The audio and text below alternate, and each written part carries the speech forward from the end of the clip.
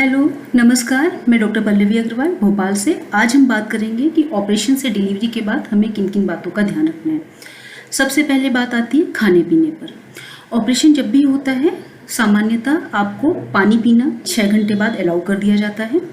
पानी से अगर कोई प्रॉब्लम नहीं होती है तो फिर आपको सेमी सॉलिड डाइट जैसे कि दलिया खिचड़ी अलाउ की जाती है और दूसरे दिन से आपको फुल डाइट यानी पूरा खाना खाना है, दाल चावल रोटी सब्जी। ध्यान रखें, ऑपरेशन हुआ है इस वजह से आपको खाने में परहेज नहीं करना है। ये आंतों का ऑपरेशन है, बच्चेदानी का ऑपरेशन से बिल्कुल अलग। तो आपको पूरा खाना पीना है। ये इसलिए ज़रूरी है जिससे कि टाँके आपके अच्छी तरह से भरें, आप बच्चे को अच्छी तरह से दूध पिला पाओ और आपको मोशन अच्छी तरह से हो। तो खाने पीने में ऑपरेशन के बाद कोई भी परहेज नहीं है। अगर आपके डॉक्टर बोल रहे हैं पूरा खाना पीना खाना है तो आप प्लीज़ खाएं। दूसरी चीज़ आती है कि दर्द कब तक रहेगा। ऑपरेशन के बाद जो दर्द है वो सामान्यतः 15 से 20 दिन में पूरी तरह से ख़त्म हो जाता है। आप महसूस करेंगे कि समय के साथ साथ दर्द धीरे धीरे कम होता जा रहा है, लेकिन दर्द उन समयों पे ज़्यादा होता है जब आप हिलते हो या मूव करते हो, स्पेशली जब आप लेटने से उठते हो या फिर बैठ के वापस लेटते हो या फिर चलते हो। आपको पेन किलर 5 से 7 दिन तक दी जाती हैं। आपको इन समय पर यह ध्यान रखना है कि या तो आप किसी का सपोर्ट लेके बैठें और उठें या फिर थोड़ा सा करवट लेके ही बैठे होंगे उठेंगे तो आपको दर्द कम होगा। तीसरी बात आती है कि बाथरूम का क्या करना है। ऑपरेशन के बाद आपको एक पेशाब की नली लगी होती है जो 8 घंटे बाद केसेस में निकाली जा सकती है, लेकिन मोस्ट ऑफ द पेशेंट्स में 24 घंटे में निकाली जाती है अगर आपकी सर्जरी में कोई भी प्रॉब्लम नहीं थी। नली निकलने के बाद आपको 2 से 3 घंटे के अंदर बाथरूम जाना ही जाना है। बात आती है कि हम इंडियन टॉयलेट जा सकते हैं कि नहीं जा सकते हैं। आप बिल्कुल जा सकते हैं, लेकिन इंडियन टॉयलेट में आप जब बैठोगे और उठोगे तो दर्द होगा। डरे नहीं, इससे टाँके नहीं टूटते हैं, लेकिन प्रेफरेबल ये है कि आप वेस्टर्न टॉयलेट यूज़ करें जिससे कि आपको दर्द कम हो।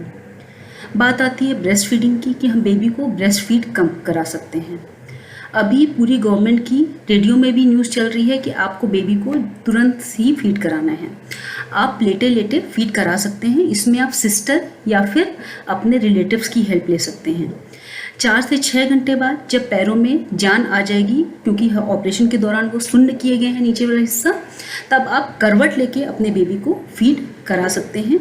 ध्यान रखें, दर्द ख़त्म हो जाए तब हम ब्रेस्ट फीड कराएंगे। इस चीज़ का वेट नहीं करना है, क्योंकि जब तक दर्द ख़त्म होगा मिल्क यानी कोलोस्ट्रम वो बहुत अच्छा सोर्स है बेबी की इम्यूनिटी और बेबी के लिए बहुत अच्छा चीज़ माना गया है, वो आना कम हो जाएगा। बात आती है टाँकों के देखभाल की। टाँके आज के समय में 90% ऑफ द पेशेंट में घुलने वाले होते हैं।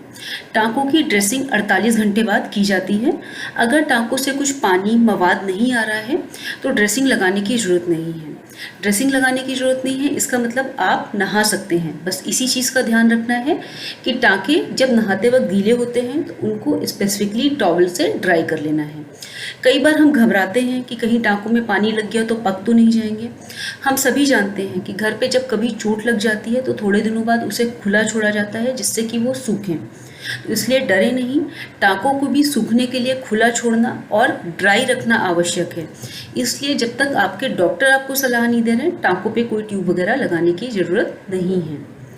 बात आती है एक्सरसाइज की। रेक्टल शीथ यानी कि जो एब्डोमेन की एक सबसे टफ लेयर होती है उसको स्ट्रेंथ वापस से रिगेन करने में यानी उसकी शक्ति पूरी वापस आने में 4 से 6 महीने लगते हैं। अतः कोई भी एक्सरसाइज जो दौड़ने, नीचे भारी चीज़ उठाने से संबंधित है जिसमें पेट की मसल पर जोर पड़ेगा वो आपको नहीं करनी है। बच्चे का वजन आप पूरी तरह से उठा सकते हैं, इसलिए डरे नहीं कि बच्चे को उठाने में आपको कोई प्रॉब्लम हो जाएगी। सिर्फ आपको एक्सरसाइज 4 से 6 महीने तक रोक के रखनी है। पानी से भरी हुई बाल्टी या बहुत भारी चीज़ें आपको नहीं उठानी हैं। एक्सरसाइज जब आप रिज्यूम करते हैं तो आप पहले पेल्विक एक्सरसाइजेस, हाथ की एक्सरसाइजेस, बैक की एक्सरसाइजेस धीरे धीरे करके शुरू करके बाद में एब्डोमिनल एक्सरसाइजेस पर आते हैं। बात आती है कपड़ों पर। कपड़े आप कुछ भी पहन सकते हैं। बेहतर होगा कि थोड़े से लूज फिटिंग कॉटन कपड़े पहने तो आपको बच्चे को और खुद को संभालने में ज़्यादा आसानी होगी।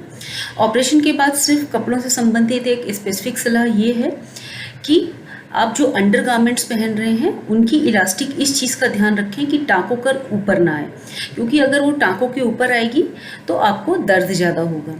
आपने अगर मैटर्निटी वियर वाले कपड़े पहने हैं जो ऊपर पेट तक आते हैं, वो आप पहन सकते हैं, वो आपके लिए एब्डोमिनल सपोर्ट भी होगी। बात आती है एब्डोमिनल बाइंडर की कि हमें पेट में बेल्ट बांधनी है कि नहीं बांधनी। पहले के ज़माने में क्योंकि खड़े ऑपरेशन होते थे तो एब्डोमिनल बाइंडर पेन रिलीफ में हेल्पफुल होता था। अभी के समय में आड़े ऑपरेशन होते हैं तो इसलिए एब्डोमिनल बाइंडर आपके पेन या फिर आपके पेट को कम नहीं करेगा। एब्डोमिनल बाइंडर सिर्फ उन केसेस में हेल्पफुल है जब आपका पेट किसी कारणवश बहुत ज़्यादा निकल आया है, जैसे कि जुड़वा बच्चे का वजन बहुत ज़्यादा था या फिर पहले 2-3 डिलीवरी हो चुकी हैं। उन केसेस में एब्डोमिनल बाइंडर जो पेट बाहर निकल रहा है उसको अपनी पोजीशन पर रख के आपको मूवमेंट में ज़्यादा हेल्पफुल करता है। अगर आप एब्डोमिनल बाइंडर लगाने की सोच रहे हैं तो आपको चलते फिरते या बैठते वक्त लगाना है। ध्यान रखें सोते वक्त इसको ना लगाएं, क्योंकि पसीना इकट्ठा होकर हो सकता है कि आपके टाँके पक जाएं। लास्ट चीज़ होती है कि हम पति के साथ कब से रह सकते हैं। तो सामान्यतः जब भी आपकी ब्लीडिंग और डिस्चार्ज पूरी तरह से ख़त्म हो जाए 3 हफ्ते बाद, तब आप रह सकते हैं। लेकिन कई केसेस में ये 6 हफ्ते तक वेट करने के लिए भी बोला जाता है। ये मेरी पूरी जानकारी पोस्ट ऑपरेटिव केयर से संबंधित। आपको इससे संबंधित कुछ भी पूछना हो तो मेरे को कमेंट बॉक्स पर शेयर करें। Thank you.